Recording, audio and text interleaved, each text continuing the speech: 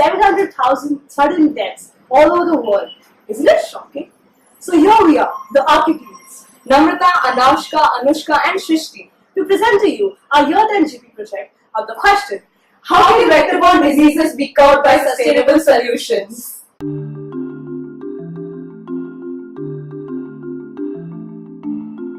Vector-borne diseases. These are caused by vectors such as mosquitoes. Examples are fatal diseases like malaria, chikungunya, and dengue. We are all well versed with the effects of these diseases. Some are as fatal as death. But how can sustainable solutions help reduce its prevalence? Let's first discuss the factors which promote the spread of these diseases. Through research and observed cases, we have narrowed down the following reasons: stagnant water, unattended garbage, and construction sites. This proves how important sanitation is to keep these diseases at bay. Poor sanitation has adverse effects such as breeding grounds for mosquitoes, inadequate water supplies, eutrophication, etc., all which give rise to infectious diseases. In our hometown Kharghar, there were 21 reported cases of dengue in 2016, with the reasons being construction, garbage, and rainwater. 2 deaths were reported here in the same year, with a large number of cases reported all over Navi Mumbai.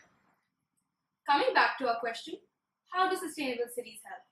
A key feature of sustainable cities is using waste as a resource, recycling whenever possible, using energy efficiently, and also implementing sustainable water management. They should be designed to be comprehensive, reuse-oriented, and appropriate, which is to determine the most appropriate and cost-effective solutions. In our model of a possible design of such a city, we have included key elements such as rainwater harvesting, water permeable roads, incinerators, effective drainage, label dustbins. First, we'll focus on waste management. A simple solution lies in segregation of waste by dustbins. Plastic, glass, paper, and fruit can be separated for easier recycling purpose and reduce pile of garbage. This prevents creation of huge breeding grounds for insects, while also saving time on recycling of waste. Home waste can be segregated into wet and dry waste. This waste is then taken to the recycling plant.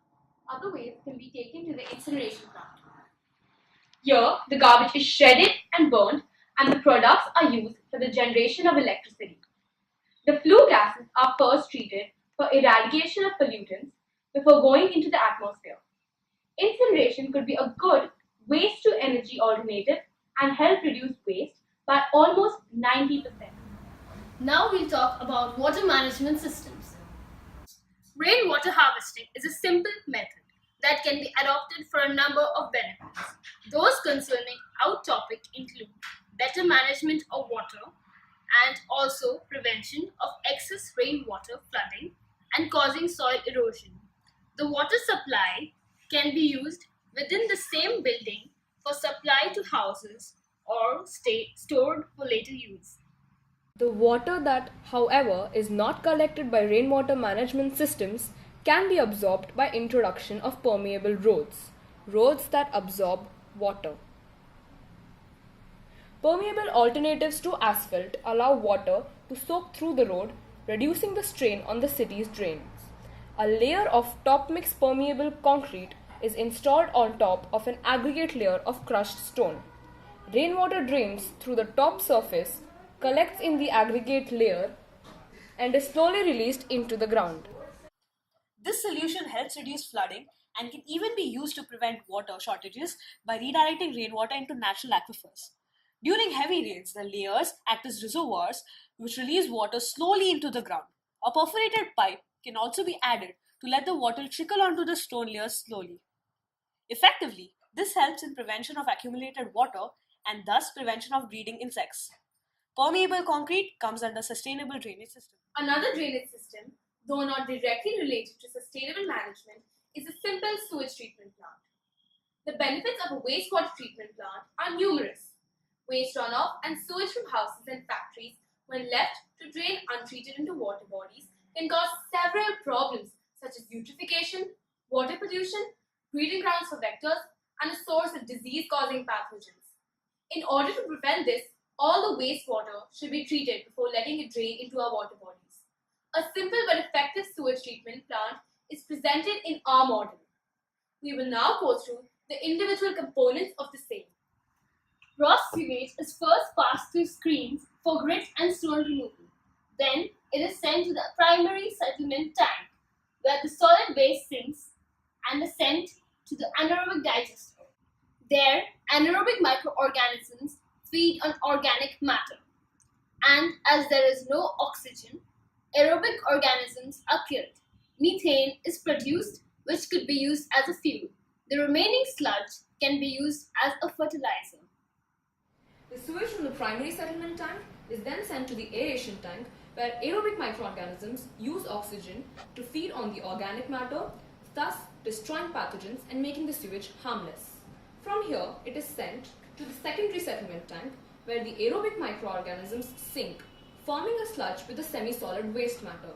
This is now called activated sludge and is sent back to the aeration tank to add to the next batch of sewage coming in.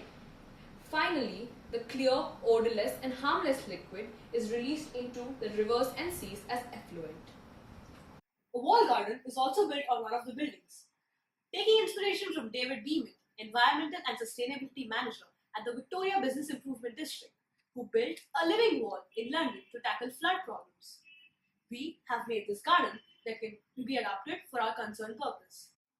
The wall collects rainwater from the roof storage tanks. The rainwater is then slowly released through the wall to nourish plants, helping to reduce surface water on the streets below. The plants themselves can use the rainwater through transpiration, reducing amount of accumulated water on the ground. More green areas such as bushes and trees can serve the same purpose. These are the sustainable solutions that we have come up with, which can help to greatly reduce factors which contribute to the spread of vector-borne diseases. We, the Architeens, believe that by dedicated implementation of these ways, suited according to the regions they are introduced in, can help solve not only spread of diseases, but Also, many other problems such as excessive flooding, pathogenic infections, and land and water pollution. By investigating the causes more and coming up with an effective solution to curb them, we can truly achieve a development which can sustain a healthier and more resourceful way of living.